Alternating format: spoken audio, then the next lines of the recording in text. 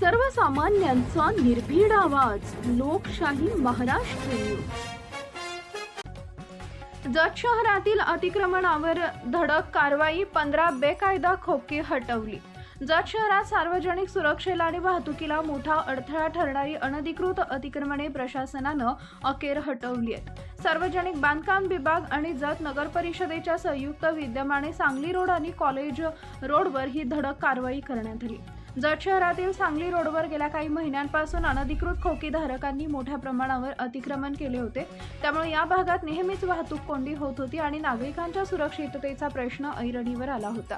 त्यातच काही दिवसांपूर्वी कॉलेज रोडवरील एका हॉटेलमध्ये महिलेवर झालेल्या गंभीर चाकू हल्ल्याच्या घटनेनं खळबळ उडाली होती.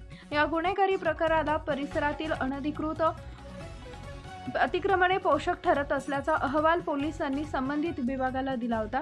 याच पार्श्वभूमीवर प्रशासनानं कठोर पावलं उचलत मंगळवारी सकाळी संयुक्त मोहीम हाती घेतली.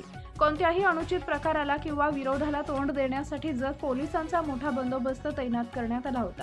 प्रशासनाच्या या वचक कारवाईमुळे विरोध करण्याचं धाडस कोणाचंही झालं नाही आणि संपूर्ण कारवाई अत्यंत शांततेत पार पडली.